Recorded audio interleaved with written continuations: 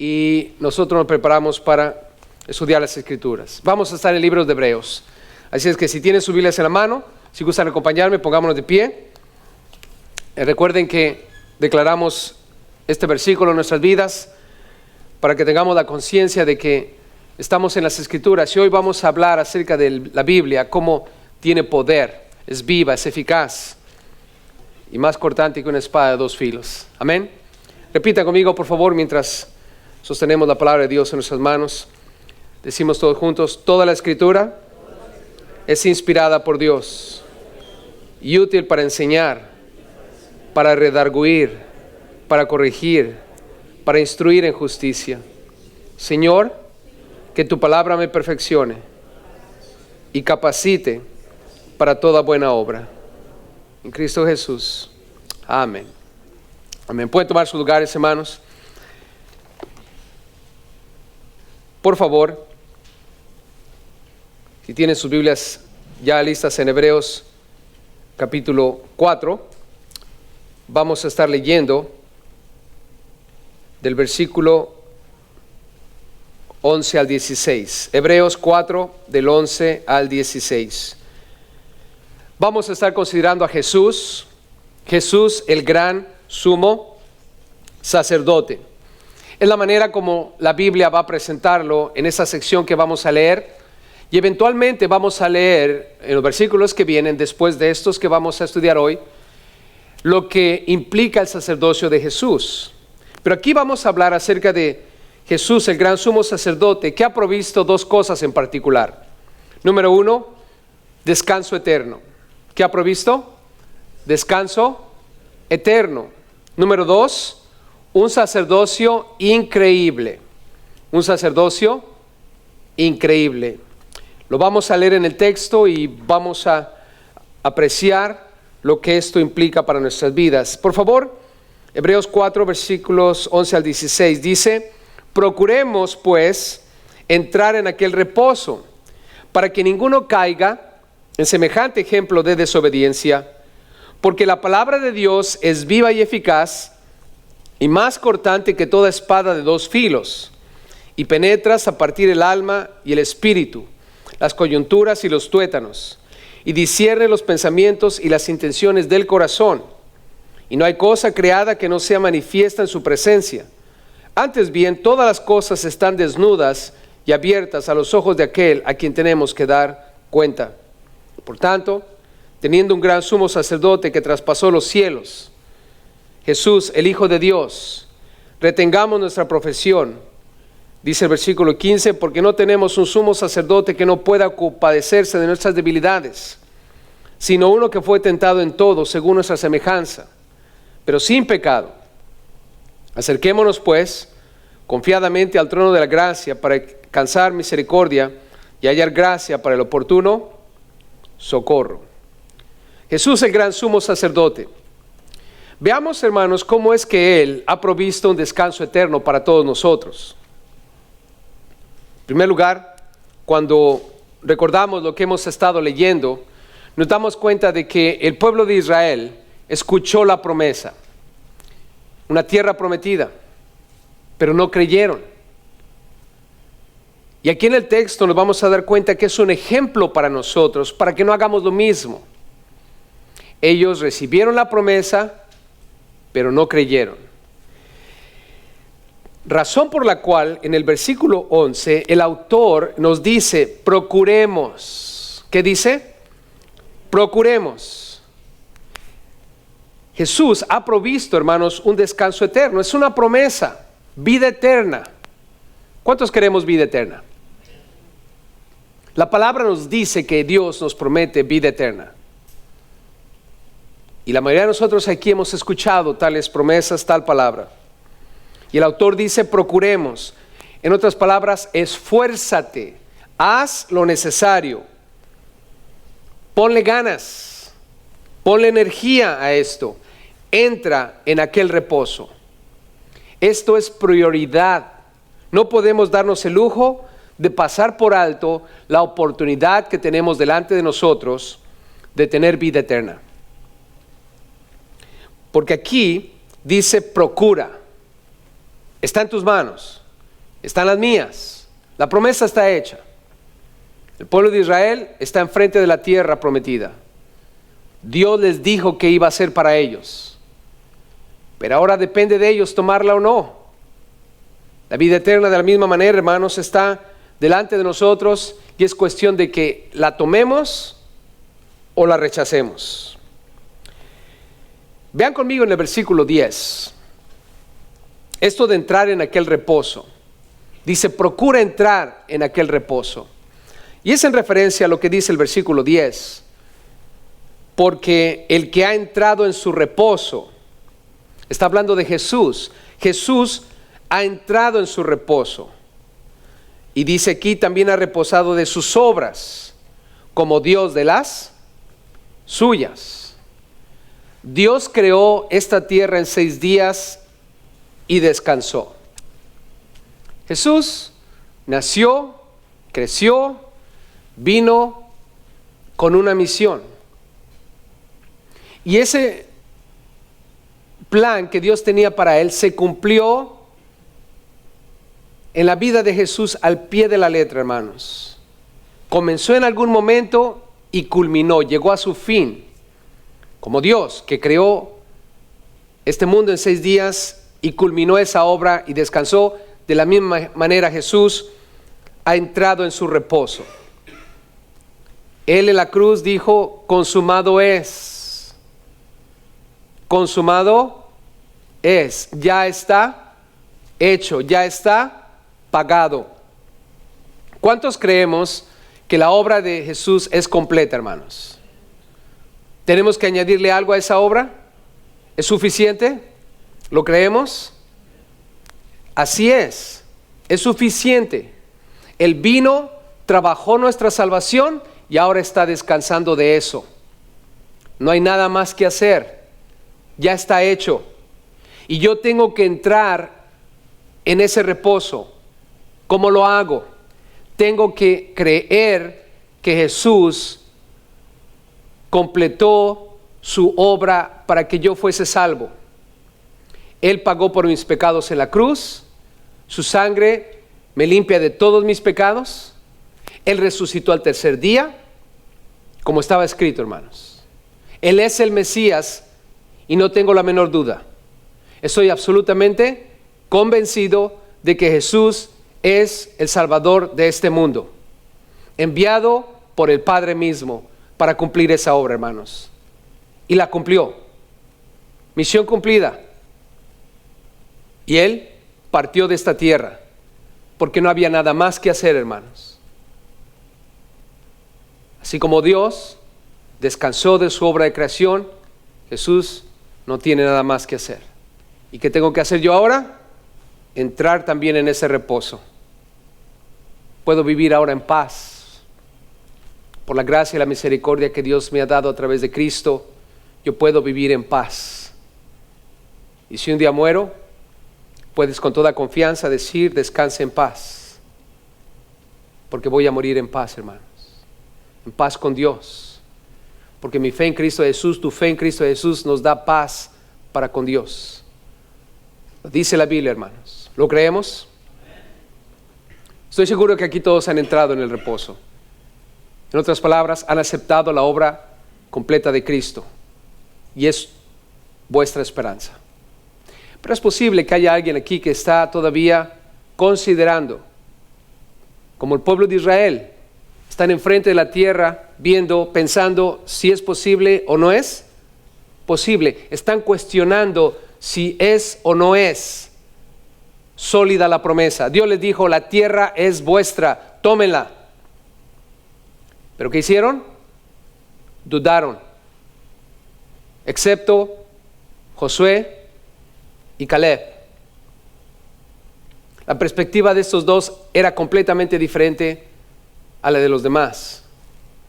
Ahora, noten la advertencia que hay aquí en el versículo 11.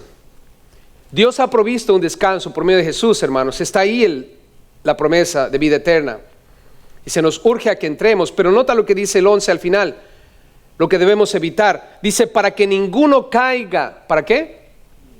Ninguno caiga. Caer es estar en cierto nivel y bajar a otro. ¿Alguna vez han venido caminando y de repente, sin decirte, te encuentras en el suelo? ¿O sin pensarlo te encuentras en el suelo? ¿Nunca te han movido el tapete? Venías en un nivel y de repente bajas a otro nivel y ¡uf! Eso es caer. Es fallar. Vas a cierto nivel y debes mantenerte ahí, pero de repente algo pasa y caes. ¿Caer en dónde? En otro nivel. Y este nivel es el nivel de desobediencia, que se traduce como incredulidad. No debemos caer en semejante ejemplo de desobediencia. ¿Quién es ese ejemplo? El pueblo de Israel. Ellos no creyeron. Y ese es un ejemplo para nosotros. No debemos hacer lo mismo. Si la palabra dice que Jesús es el Mesías, lo corrobora las Escrituras, lo corrobora los hechos, la historia lo declara, lo que tenemos que hacer es creerlo. No es verdad porque lo creemos, lo creamos o no lo creamos, es verdad. Jesús es el Mesías. Y el pueblo de Israel estaba allí viendo la tierra, Dios les dijo, tómenla. Ellos no creyeron. Pregunta, hermanos, ¿la palabra de Dios se cumple? ¿Siempre se cumple? Ellos no creyeron que la tierra era de ellos. Pero en nuestros días, ¿la tierra está en las manos de ellos? Literalmente, hermanos. ¿Israel está ahí? ¿Sí o no? Sí. O sea, el hecho de que ellos no creyeron no detuvo la promesa. El hecho de que yo no crea en Cristo no va a parar la promesa, hermanos. Y eso va a ser súper triste.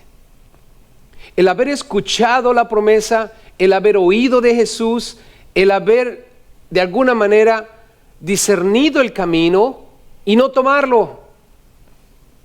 Va a ser el momento más triste y más horrible de la vida tuya o mía si decidimos no creer en Cristo Jesús. No cometamos el mismo error. Familia, la tierra prometida, ¿era para ellos? Solamente 2 y obviamente los chicos que Dios permitió que entraron. Pero piensa por un momento, salieron todos de Egipto, pero no porque eran el grupo que salió de Egipto, no porque fueron los que Moisés guió hasta allí, no porque ellos estaban en el grupo, era un pase automático. ¿Verdad que no fue un pase automático, hermanos? ¿Qué tenían que hacer una vez que estaban enfrente de la promesa? Creer. Yo puedo estar en esta iglesia sentado, puedo estar escuchando la palabra, puedo estar así, solo porque estoy en el círculo, solo porque estoy tomando parte, pero no creo en mi corazón, no quiere decir que voy a tener vida eterna. ¿Estás de acuerdo conmigo? Porque si ellos por su incredulidad no tomaron la tierra prometida, mucho menos nosotros, por nuestra incredulidad, vamos a ir al cielo. Para que yo pueda ir al cielo, hermanos, para que yo pueda tener la vida que Dios me ha prometido en la Nueva Jerusalén, tengo que creer en Cristo Jesús. Nadie va a llegar ahí sin Jesús, hermanos. Esta semana vi el video de un pastor que tiene una iglesia muy grande, hermanos, muy grande, miles de personas, es un estadio completo. Y estaba analizando el video porque me acordé de algunas cosas que le escuché al decir y lamentablemente cuando el director del programa, que es una persona muy inteligente para hacer preguntas, y cada vez que tiene evangélicos ahí, la pregunta que siempre les hace es, ¿Jesús es el único camino para llegar al cielo? ¿Es la única manera? ¿Tú qué dices? Les puedo hablar de Billy Graham. ¿Qué piensan ustedes que él respondió? Sí, Jesús es el único camino. Nadie viene al Padre. ¿Eso es una verdad, hermanos? ¿O un buen pensamiento? Es una verdad. ¿Lo creas o no lo creas? Y este personaje que está dirigiendo el programa siguió cuestionando a Billy para hacerle, ¿verdad? Si tú quieres caer en una emboscada. Pero Billy se mantuvo, ¿qué? Firme en la verdad. Y sin embargo, el otro pastor que te cuento, que tiene una iglesia muy grande, le hicieron exactamente la misma pregunta. Y él empezó a titubear. Y él no tuvo el valor y el coraje para decir lo que la palabra de Dios dice. Lo único que le decía a él es: yo no soy Dios, yo no quiero juzgar. Dios me ha llamado para otra cosa. Y yo solamente quiero, ¿verdad?, despertar el bien que hay en cada quien. Y lo triste de eso, hermanos, es de que si tú no puedes confesar que Jesús es el camino, la verdad y la vida, tu propia salvación está en cuestión, hermano. Porque quiere decir entonces que tú crees que hay otras maneras de llegar al Padre. Yo te pregunto, hermano, ¿hay otras maneras de llegar al Padre? ¿Podré salvarme fuera de Jesús? No importa que me digas tú, hermano, la palabra de Dios dice algo diferente. Y dice que el único camino es Jesús. ¿Y si no creo en Jesús? Nadie te está condenando. Recuerda que Jesús no vino a ¿qué? A condenar. Jesús vino a salvar. ¿Estamos de acuerdo que aquí todos estamos condenados? ¿Por qué? Porque hemos pecado contra Dios. Entonces, la advertencia aquí, hermanos, es: mira, ve el ejemplo de ellos. Escucharon la promesa y decidieron no creer, por lo tanto no entraron. Escucha la promesa. Si tú aceptas a Cristo Jesús, si vienes a Él arrepentido, creyendo, recibiendo, aceptando lo que Él ha hecho, su obra completa y suficiente, vas a tener vida eterna. ¿Cuánto lo creemos? ¿Cuánto lo hemos hecho? Yo te pregunto, ¿tienes vida eterna? ¿La tienes? Hermanos, ya estamos adentro. Josué y Caleb. Es verdad que no entraron luego, pero yo te pregunto, ¿ellos ya estaban adentro, hermanos? Ya estaban adentro. ¿Cuándo fue? En el primer momento en que ellos creyeron. Y eventualmente estaban adentro, hermanos.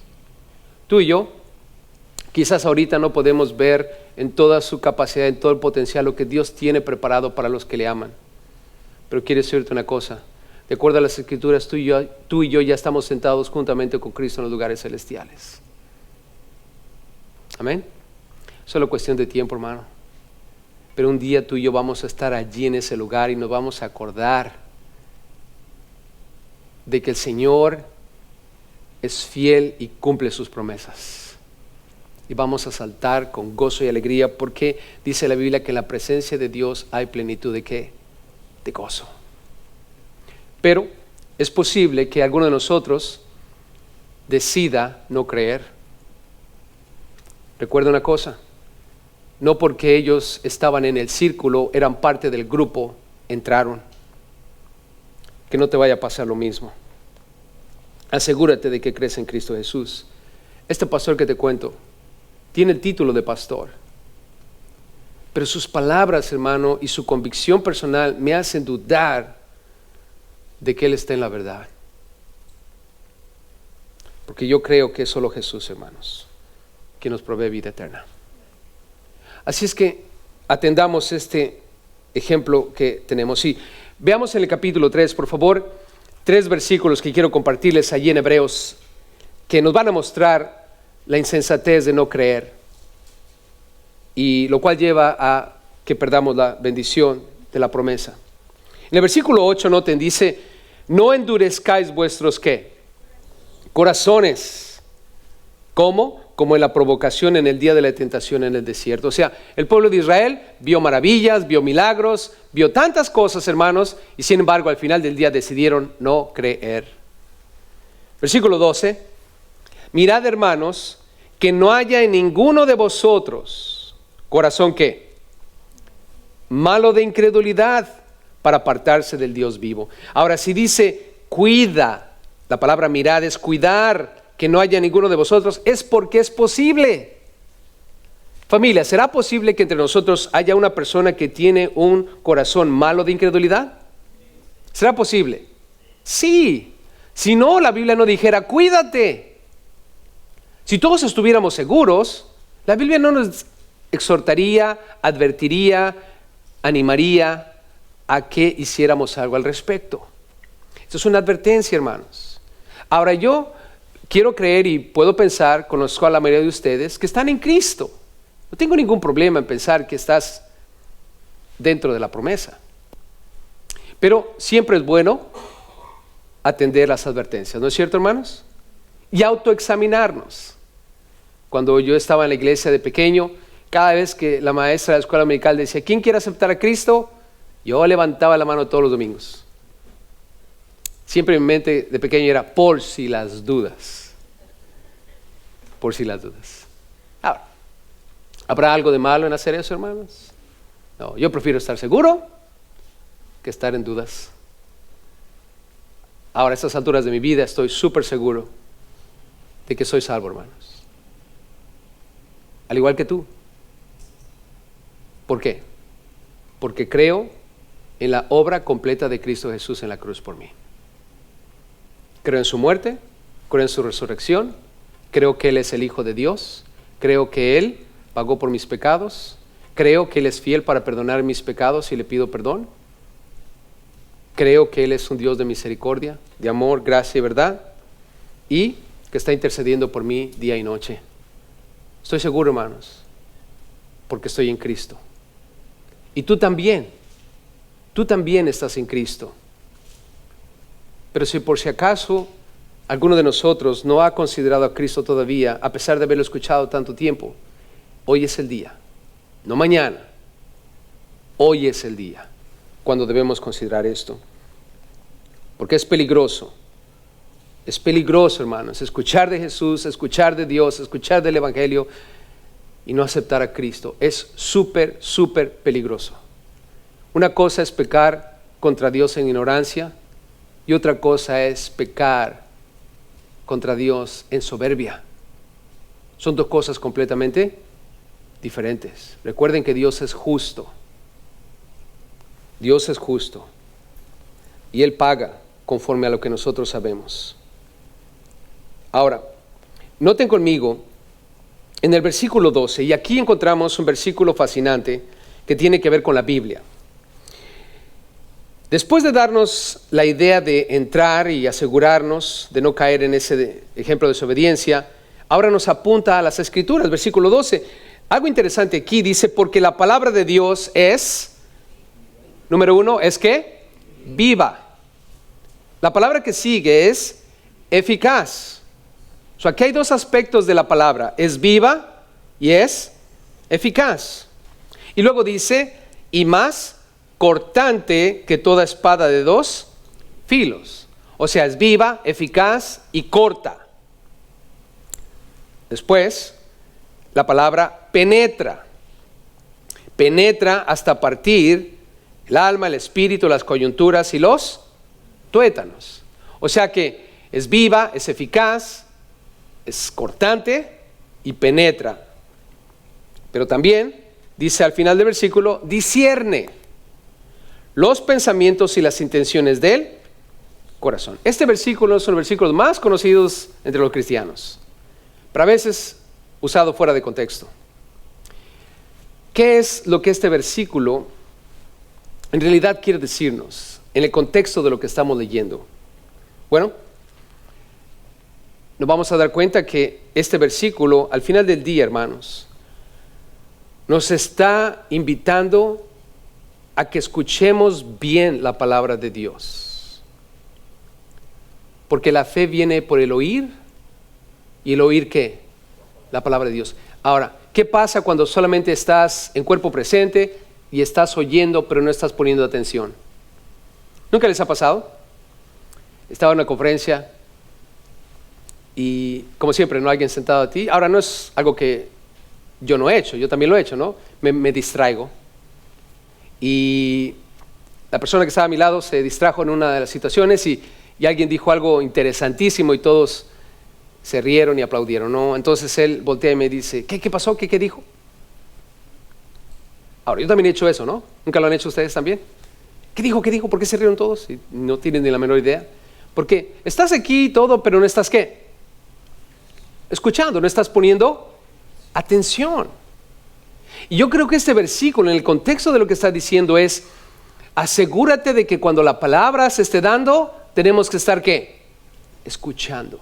No es solamente con los oídos abiertos, sino tratando de discernir, escuchar, considerar, pensar adecuadamente lo que se está diciendo. Y en referencia es a la palabra. O sea que cuando abramos la Biblia, todos nuestros 5 sentidos en acción. Ahora, veamos lo que la palabra hace. Cuando dices viva, ¿estamos de acuerdo que la Biblia tiene vida, hermanos? Mira, yo no sé por qué, pero la gente cuando habla de Biblia piensa que este libro es barato. ¿Se han dado cuenta que esto no es barato? Si encuentran Biblias baratas me dicen, pero está duro encontrar Biblias baratas. Todas son caras. Esta Biblia vale como $30. Yo te pregunto, ¿es barato? Ahora, a través de los años, ¿este libro se ha puesto más barato? No. ¿Saben por qué? Porque este libro tiene vida. Este libro, hermanos, nunca lo vas a encontrar en la mesa de libros que están en venta, ¿cómo se llama eso? De oferta. Tú puedes entrar ahorita a Barnes Noble o cualquier de las librerías que todavía pueden existir, porque ya están desapareciendo, y lo primero que te encuentras es una mesa con el libro de más venta. Hasta los cristianos. ¿Se acuerdan cuando salió el libro Una vida con propósito? ¿Se acuerdan de ese libro? El hecho de que ya no se acuerdan prueba lo que les estoy diciendo. Algunos a lo mejor ni saben de ese libro, y qué bueno que no sepan. No porque sea un libro equivocado o lo que sea, pero es un libro cristiano. Pero lo que quiero decirles es de que el libro que nosotros debemos estar leyendo es este. No hay que leer otros libros hasta que no mastericemos este, porque nada más tenemos una vida, hermanos. Y yo no puedo estar leyendo libros que no tienen vida. Oh, ¿un libro cristiano no tiene vida? No. ¿Estamos de acuerdo, hermanos? Un libro cristiano es el pensamiento de una persona. El único libro en el mundo que tiene vida es este. Y por esa razón es que tiene precio, hermanos. Porque nunca va a pasar de moda ni de impacto. Tiene un mensaje poderoso, hermanos. La Biblia misma dice, el salmista lo escribió, Señor, vivifícame con tu ¿qué? Con tu palabra. ¿Por qué ustedes se encuentran a muchos cristianos que llegan aquí a la iglesia o a cualquier iglesia así arrastrando los pies? Y luego empieza la música, ay, los mismos cantos otra vez, oh my God. Y luego cuando el pastor empieza a predicar, ay, son 20 un capítulo, 20 versículos, oh no. ¿Verdad? Y aun cuando son 2 versículos dicen, ay, 2 versículos. Hermanos, ¿por qué la gente que profesa creer en Cristo muchas veces no tienen vida? ¿Saben por qué? Porque no leen la Biblia. ¿No me crees? Empieza a leer la Biblia. Se los puedo poner de esta manera. El salmista decía, si prefiero comer un taco a leer un versículo, mejor leo un versículo. ¿Acaso no decía que para él era mejor la comida, la palabra, que la propia comida? Imagínate, ahora, no sé, ahora también varón, hermana, tu esposo o tu esposa no me viene a contar cuánto lees la Biblia, ¿eh? Pero imagínate por un momento que así como lees la Biblia todos los días, comieras todos los días. ¿Cuántos no levantes la mano para que no vayamos a quemar aquí nadie? ¿Cuántos estaríamos vivos? Piensa por un momento, si así como lees la Biblia, estás comiendo comida de comer para vivir, ¿cuántos estaríamos vivos aquí? A lo mejor estaríamos todos bien flaquitos. Pero eso es una realidad, hermanos. ¿Por qué el ser humano no tiene vida, hablando de los cristianos? Porque no leemos la Biblia, hermanos. La Biblia es viva. Y otra cosa, ¿por qué no hay cambio en nosotros? ¿Por qué los cristianos, los que decimos creer en Cristo, por qué no hay cambios? Por la misma razón, hermanos. Nota lo que dice, la palabra de Dios es viva y es ¿qué? Eficaz. La palabra eficaz tiene que ver con poder. Tiene algo que crea una energía poderosa. Algo que no te puedo explicar, pero es la definición de la palabra. Es poder. Y la palabra, hermanos, cuando entra en nuestras vidas, en nuestros corazones, va a hacer algo. ¿Cuántos lo creen? Y les voy a dar una pequeña muestra. Ustedes conocen la parábola del sembrador. En la parábola del sembrador, ¿qué es la semilla? ¿Es la qué? La palabra de Dios. Por eso nuestra iglesia se llama la semilla. No sabían eso, ¿verdad? Como dijeron, hermano, apunten, esas gratis. La semilla es la palabra de Dios. Es lo que dice la palabra del sembrador. Ahora, el sembrador tiró la semilla y cayó en ¿cuántos tipos de tierra? ¿Cuántos? ¿Cuántos? ¿Cuántos? Sí sabe, ¿no? Bueno, 4. ¿Cuál era la buena? ¿La buena? Tierra. Pregunta, ¿cuánta buena tierra hay aquí? ¿Alguien aquí? ¿Buena tierra? No tengan pena. Aunque sea por fe, levanta la mano. Hey, ¿somos buena tierra, sí o no? ¿Cómo sé que eres buena tierra? Yo lo puedo, a la mayoría se los conozco. No quiero nombrar a nadie para no. Pero en los que estoy pensando, sé que es una buena tierra. ¿Por qué? Porque he visto cómo la palabra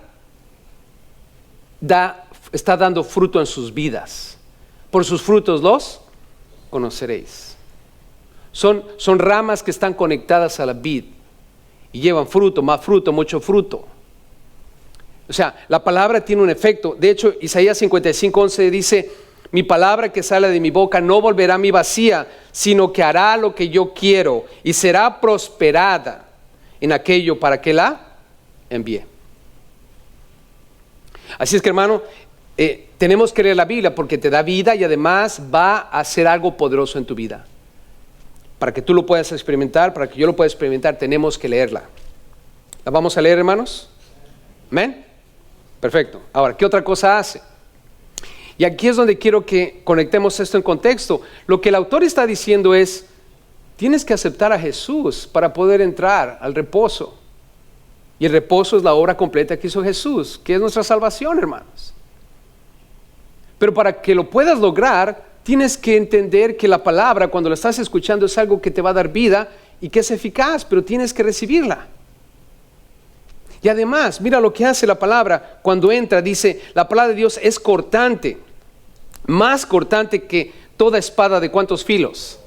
2. Nota que dice más cortante, o sea, está hablando de la espada que usaban los romanos, que era una espada corta. Imagínate el tamaño de un machete. ¿Han visto los machetes? Imagínate ese tamaño. Ellos tenían varias espadas. Había una que era más larga, que de hecho en el libro de Apocalipsis Juan la menciona. Es la espada que sale de la boca de Jesús y que va a herir con ella a las naciones. Es una espada más grande que los romanos usaban para derrotar a sus enemigos. Pero había una espada más corta que todos los soldados traían. Y era una espada que era de 2 filos, tenía 2 filos, un filo por cada lado. Y era un arma muy efectiva para los romanos, ellos la desarrollaron. Pero aquí la Biblia dice que la Biblia es más cortante que esa espada. Ahora, los romanos decían que esa espada que ellos usaban, de 2 filos, dividía la muerte y la vida. En otras palabras, te mataba. En un momento estás vivo, en el otro estás muerto. O sea, tiene un efecto doble. Ahora, aquí dice que es más cortante, o sea, está mostrándonos que la palabra va a ser más que quitarte o darte la vida, porque no es una espada para matarte. La Biblia no está diseñada para matarte, pero sí está diseñada para dividir. Y para mí es la idea de los dos filos, porque noten, vamos a encontrar aquí 3 parejas. ¿Cuántas parejas? 3. ¿Cuál es la primera pareja? ¿Alguien sabe? La señora alma y el señor espíritu. ¿Sí lo pueden ver? Alma y espíritu. ¿Cuál es la segunda pareja? Coyunturas y los tuétanos.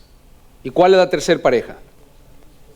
Los pensamientos y las intenciones. ¿Observan que son 3 de a 2? O sea que la palabra entra y corta.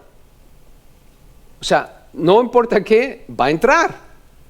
Pero ya cuando está penetrada, porque ahí dice que penetra, ¿no? Lo que va a hacer es mostrarte, por un lado, empezando por el alma y el espíritu, lo que es el alma y luego lo que es el espíritu. Y hablemos de eso primero. Todos nosotros, todos, creyentes y no creyentes, tenemos espíritu, alma y cuerpo. El alma y el espíritu es lo inmaterial, es algo que no podemos ver. El cuerpo lo podemos ver. ¿Me pueden ver? Si tuvieran que describirme, sería fácil, ¿no? Alto, flaquito, bien parecido. Y yo podría describirte. Te puedo ver. Pero, ¿podrás describir mi alma? ¿Podrás describir mi espíritu? ¿Lo puedes ver? Yo no lo puedo ver en ti, pero yo sé que existe y está ahí porque la Biblia lo dice. De hecho, aquí está hablando del alma y del espíritu. Y en el libro de Tesalonicenses también la Biblia habla acerca de el espíritu, el alma y el cuerpo, que sean guardados. Entonces, ¿qué es lo que pasa? El creyente y el no creyente, ambos tienen alma. Y ahí es donde residen las emociones, la voluntad, el razonamiento, el intelecto. Pero ¿qué hay del espíritu? En el cristiano, en el creyente, ¿el espíritu está vivo o está muerto? Vivo. ¿Está qué? Vivo. En el no creyente, ¿el espíritu está vivo o está muerto? Está muerto. ¿Y qué tuvimos que hacer nosotros para que nuestro espíritu cobrara vida? Aceptar a Cristo Jesús. Y entonces viene el Espíritu Santo, quien levantó a Jesús de los muertos. Es el poder de su resurrección. Y cuando el Espíritu Santo está en nosotros, el poder de su resurrección nos da vida espiritual. Y entonces nosotros, los creyentes, tenemos alma y espíritu, y nuestro espíritu está vivo. Pero ¿qué hay del no creyente? Está muerto. No tiene lo que tú y nosotros tenemos, la capacidad de entender las cosas del Señor. No quiere decir, sin embargo, que ellos no pueden entender a Dios o conocer a Dios. Dios les puede hablar también a ellos y lo vamos a hacer más adelante, pero lo que está pasando aquí es de que la palabra cuando entra, ahora yo no puedo saber qué, o sea, en mí yo no sé qué es del alma y qué es del espíritu, yo no puedo saber. ¿Es la qué? La Biblia. Tú no puedes entrar. Yo puedo ir con un psicólogo quien está dedicado a estudiar el psyche, el alma. Y puedo estar sentado ahí todo el día hablando con el psicólogo. ¿Ustedes piensan que el psicólogo va a poder determinar qué es lo del alma y qué es lo del espíritu en mí? ¿Va a poder, hermanos? No. No pierdas tu tiempo ni tu dinero. Lo único que puede decirte qué es del alma y qué es del espíritu es la ¿qué?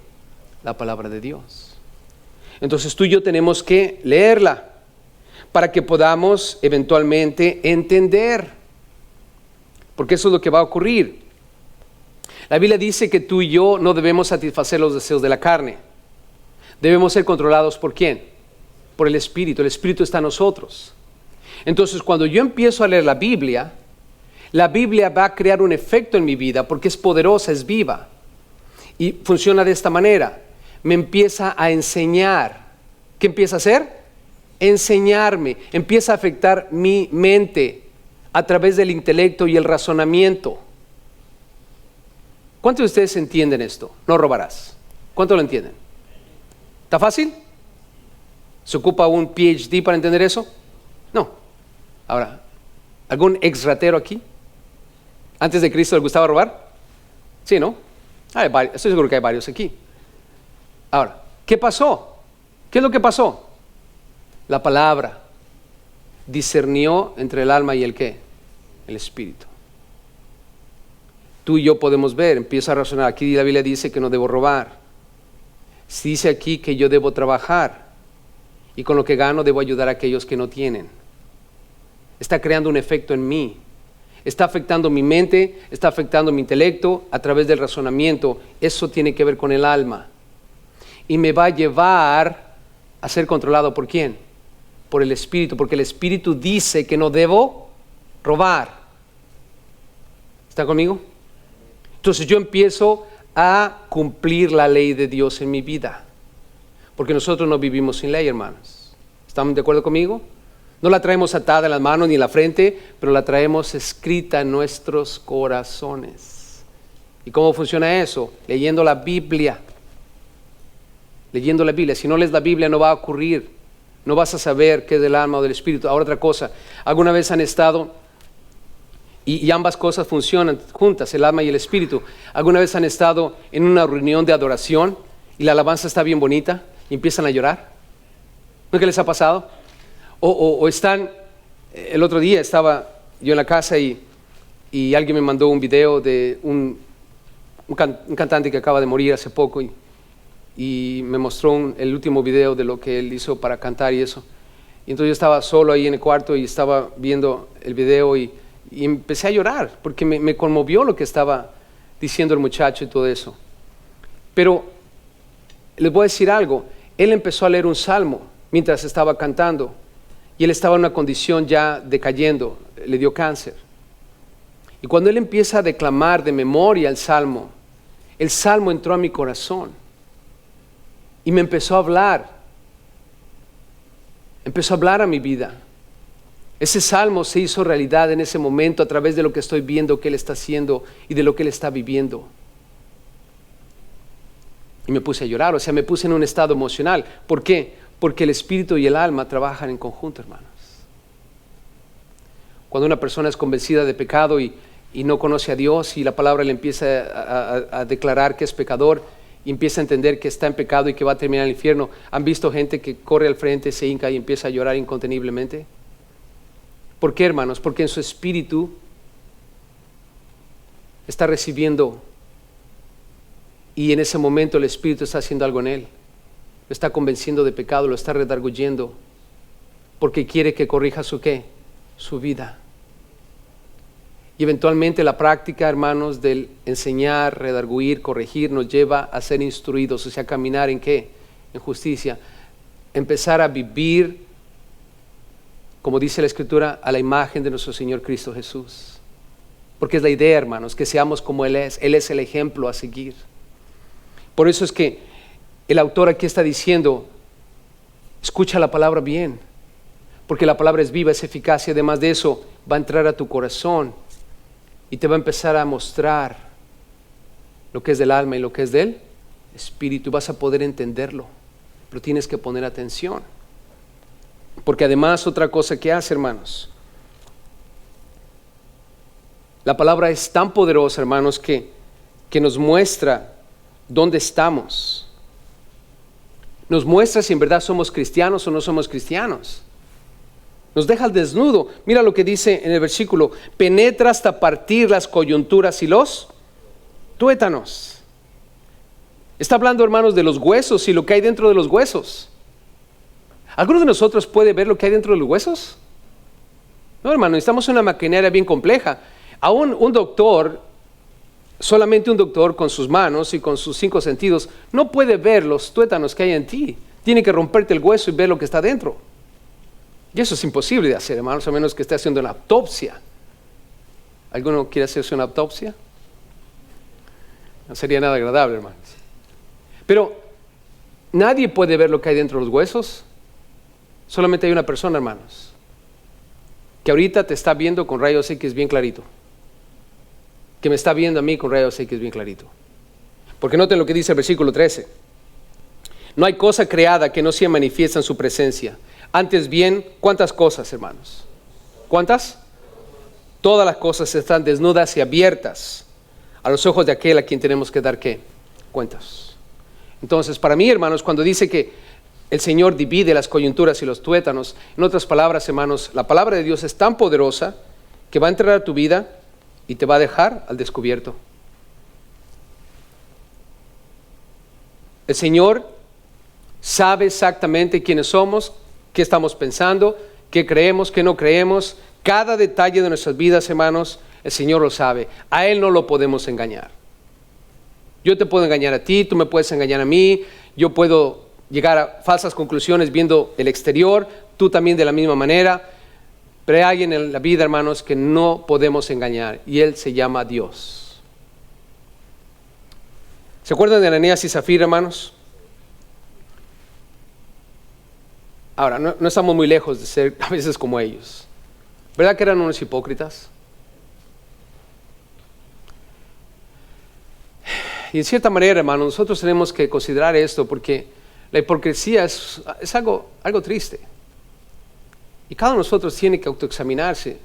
Y es a través de las Escrituras. ¿Cómo yo voy a escribir mi hipocresía, hermanos? ¿Quién le reveló a Pedro que ellos estaban en hipocresía? ¿Quién, hermanos? ¿Pedro lo podía saber? No, hermanos. Si el Espíritu no se lo revela a Pedro, Pedro agarra todo y la fiesta sigue. ¿Sí o no?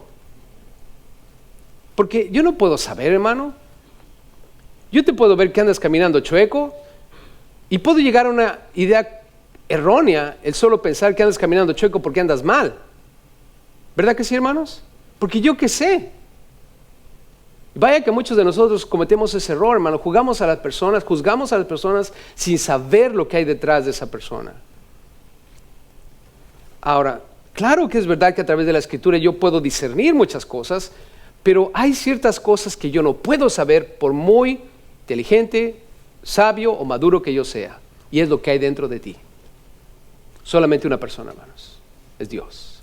Ahora, eso nos debe causar preocupación. Porque si yo no sé lo que hay en ti y tú no sabes lo que hay en mí, ¿qué va a pasar? ¿Va a pasar algo? No. Yo no te voy a dar cuentas a ti, ni tú me vas a dar cuentas a mí. Por eso es que el autor está escribiendo esto, porque dice, hey, pon atención, porque la palabra tiene poder, es efectiva y va a entrar, te va a cortar, te va a mostrar lo que es y lo que no es, tanto del alma como del espíritu, y te va a dejar completamente expuesto. Tú podrás engañar a los que tú quieras. Es lo que está diciendo el autor. Pero las coyunturas y los tuétanos están delante de Dios tan clarito como estamos viéndonos nosotros ahorita, hermanos. Y el problema es que a Él es a quien vamos a dar cuentas. A una sola persona tenemos que tenerle miedo. Y es aquel que nos puede enviar al infierno, hermanos. ¿Verdad que la Biblia dice eso? ¿Y quién es esa persona? ¿El diablo? ¿El diablo? No. Y si crees que es el diablo, has visto muchas caricaturas.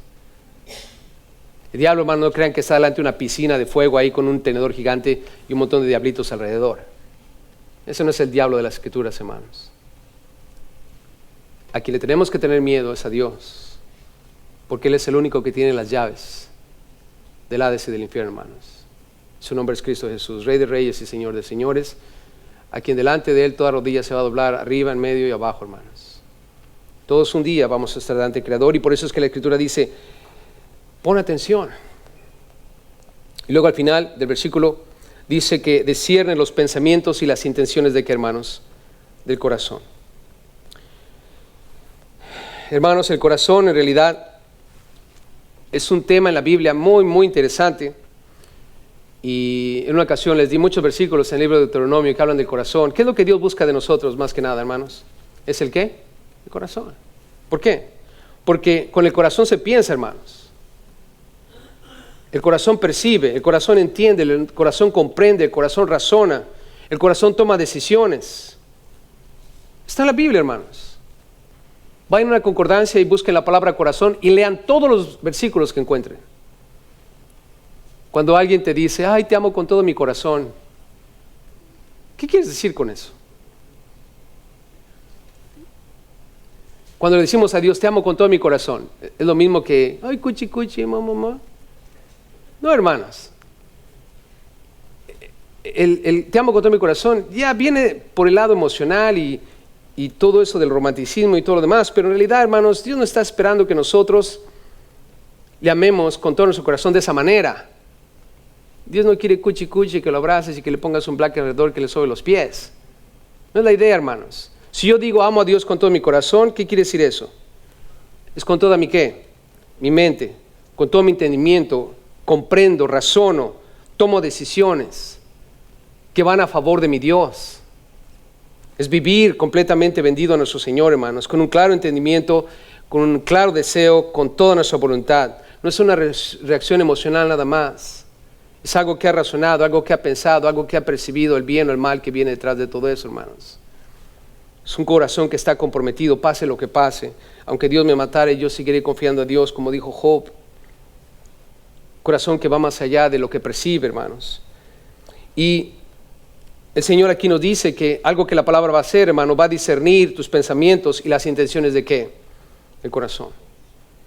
¿Acaso no la Biblia dice, hermanos, que antes de que nosotros tengamos la palabra en la boca, el Señor ya sabe lo que viene? Los pensamientos Él los conoce, hermano. Y a veces tú y yo tenemos ciertos pensamientos que no sabemos si son buenos o son malos. ¿No es que les ha pasado, hermanos? Piensas algo y dices, ¿será bueno o será malo? Las intenciones, para mí, en base a la palabra que está ahí definida, es los planes. Los planes, ¿cuáles son las intenciones? ¿Qué es lo que estás planeando al hacer lo que estás haciendo? ¿Y cómo puedo yo saber si mis planes son buenos o son malos? Si mis pensamientos son buenos o son malos. ¿Qué es lo que va a discernir esas cosas, hermanos? La palabra de Dios. Sin ir muy lejos, el libro de Proverbios, hermanos. ¿Cuántos de ustedes creen que el libro de Proverbios puede darnos tremenda sabiduría? Oye, hermanos, si leyéramos un proverbio todos los días, créemelo, adquiriríamos una sabiduría bien intensa. De hecho, David hablaba acerca de, le dijo al Señor, por favor, ve mi interior, límpiame con hisopo para que pueda estar bien limpio. Y luego le dice, en lo más profundo, el Salmo 57, lo más profundo, enséñame sabiduría. O sea que David entendía este concepto, hermanos, de que las Escrituras trabajan en lo más profundo de nosotros y nos pueden dar lo que nosotros necesitemos para poder tener buenos pensamientos y tener buenos planes o buenas intenciones. ¿Por qué nosotros los cristianos cometemos errores en la planeación y aún en lo que pensamos? ¿Por qué no leemos la Biblia, hermanos? ¿Por qué la gente se va a perder? ¿Por qué la gente va a terminar en el infierno? ¿Por qué? Porque al final del día su pensamiento no estuvo de acuerdo con la palabra de Dios y sus planes personales no se ajustaron a los planes de ¿quién? Del Señor. ¿Se acuerdan cuando aquel hombre vino y le dijo, Señor, yo quiero seguirte, pero déjame ir a enterrar a mi padre? ¿Qué le dijo Jesús? Que los muertos se entierren ¿qué? A sus muertos. O sea, tú no puedes venir a mí con pensamientos que no van de acuerdo a lo que yo estoy buscando. Tus pensamientos tienen que ser mis pensamientos. Tus intenciones deben ser mis intenciones. Y aquí en el versículo 13 termina ahí diciendo, y no hay cosa creada que no sea manifiesta en su ¿qué? En su presencia. Antes bien, dice, todas las cosas están desnudas y abiertas. Desnudas y abiertas. ¿A quién agarraron desnudo un día? Junto con su esposa. ¿Se acuerdan? Adán y Eva.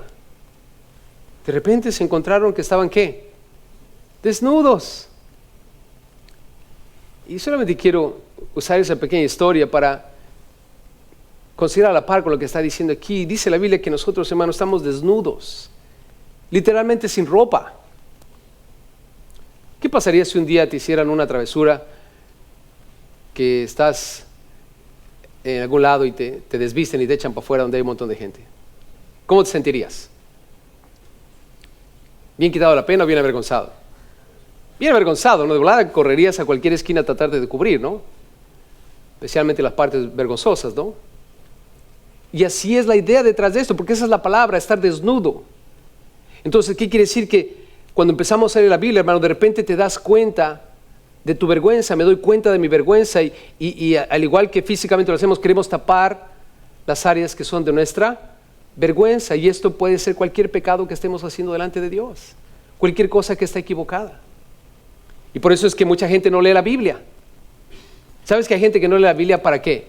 Para no confrontar su qué, su pecado. Hay gente que dice, no, es que cada vez que leo la Biblia me siento mal. Es la idea. Cada vez que leo la Biblia me siento en el infierno. Es la idea. Para ver si te escapas, para ver si haces algo al respecto. Es la idea, hermanos. La Biblia no se hizo solamente para que nos sintamos en un lecho de rosas y que todo va a estar bien, honky dory. Hermanos, la idea es muchas veces sentarnos en una cama de espinas para que podamos sentir, hermanos, el impacto de lo que Dios quiere hacer, y esto es transformar nuestras vidas. Y es a los ojos de aquel a quien tenemos que dar cuentas, dice el versículo 13. Hermanos, ¿estamos de acuerdo que le vamos a tener que dar cuentas al Señor? No lo vamos a escapar, familia. Por lo tanto, viene lo que está en el 14 y 16. Siendo que todo esto es verdad, hermanos, que le vamos a dar cuentas al Señor, por tanto, teniendo un gran ¿qué? Sumo sacerdote que traspasó los cielos. ¿Dónde está nuestro Señor, hermanos? ¿Dónde? En el cielo. Romanos 8:34 dice que Él está a la diestra de Dios, intercediendo por nosotros. Hebreos 7:25 dice que vive siempre para interceder por ellos. Hermanos, podemos escaparnos del juicio de Dios. ¿Cómo? Acercándonos a aquel que se llama Jesús, el gran sumo sacerdote que está en el cielo y está intercediendo por nosotros día y noche. Tome nota de eso, Romanos 8:34 y Hebreos 7:25. Esos dos versículos hablan de que Él intercede por nosotros. Por lo tanto, hay camino, hermanos, hay manera de escaparnos. Y noten lo que dice Jesús, el Hijo de Dios, retengamos nuestra profesión. Nueva Versión Internacional dice, aferrémonos a la fe que profesamos. O sea, nos está diciendo que debemos estar siempre aferrados al hecho de que creemos que Cristo es el Mesías. Y tenemos a un sumo sacerdote que está disponible y que intercede por nosotros. Y dice el 15, porque no tenemos un sumo sacerdote que no pueda compadecerse de nuestras debilidades, sino uno que fue tentado en todo según nuestra semejanza, pero sin pecado. Hermanos, Él siente lo que sentimos. Todas nuestras debilidades Jesús las experimentó. Él se cansó, Él tuvo sed, Él tuvo hambre, Él se enojó, Él rió, Él gozó, Él cantó. Él estuvo ansioso, preocupado, angustiado en varias ocasiones, lloró, hizo muchas cosas en el plano humano que tú y yo nosotros hacemos en el alma. Pero en la parte espiritual, Él fue tentado en todo. ¿Estamos de acuerdo, hermanos? Ahí lo dice. Tenemos ejemplos en la Biblia de tentaciones, pero nunca pecó. Así es que tú y yo podemos entender una cosa, que Dios sabe que nuestra carne es débil. De hecho, se lo dijo a los discípulos. Velad y orad para que no entréis en ¿qué? En tentación. El espíritu de la verdad está dispuesto, pero la carne es débil. No va a ser fácil. Pero Dios lo entiende, hermanos. Es lo que quiero que juntos entendamos, que Dios nos entiende. Por lo tanto, si Él me entiende, hagamos lo que dice el 16. Acerquémonos. ¿Cuál es la invitación, hermanos? Que nos acerquémonos. Que nos acerquemos. Él está en el cielo obrando por nosotros. Él experimentó todo lo que nosotros experimentamos. Por lo tanto, acerquémonos. Él está dispuesto a socorrernos. Hermanos, ¿acaso no es glorioso eso, hermanos? Si estás sin Cristo, si no has creído en Cristo y todavía estás en peligro de terminar en el infierno, ¡hey! Acércate a Jesús. Él vino a morir por ti en la cruz, pagar por tus pecados. Arrepiéntete, cree en Él, recíbelo. Deja que el Espíritu entre a tu vida para que tu espíritu se avive y puedas experimentar la transformación que solo Él puede hacer en tu vida. Y los que ya estamos en Cristo, ¿cómo podemos mantenernos firmes en la fe que tenemos, sosteniéndonos a cada momento, si no es acercándonos al trono? Y el trono, hermanos, es un trono ¿de qué? Es un trono de la gracia, no es un trono de juicio. La gracia, hermanos, quiere decir que vamos a recibir lo que no nos merecemos. Eso es buenísimo, hermanos. ¿Acaso no es buenísimo? Y otra cosa más, vamos a alcanzar misericordia. Va a haber ocasiones, hermanos, que vamos a hacer cosas desagradables delante de Dios. Cuando estamos leyendo la Biblia, nuestros pensamientos van a ser discernidos, nuestras intenciones, vamos a quedar expuestos. De repente nos vamos a dar cuenta que es del alma y que es del espíritu. Acércate al trono de gracia. Dios te va a dar misericordia, Dios te va a dar gracia y vas a hallar, como dice aquí, socorro. Es el 9:11, hermanos. ¿Alguna vez hemos estado en grandes problemas con Dios? ¿O grandes problemas personales, hermano? No tengas pena, hay alguien que te entiende. Y es Cristo Jesús, hermano. Yo puedo hacer cosas por ti, puedo ayudarte en ciertas cosas, hermano, pero créemelo, nunca voy a ser tan efectivo como Dios. Yo tengo un interés por ti, pero al final del día, hermano, mi interés por ti está limitado. Créeme, me importas, pero eso de que me importas está limitado. Y a lo mejor algunos realmente no me importan.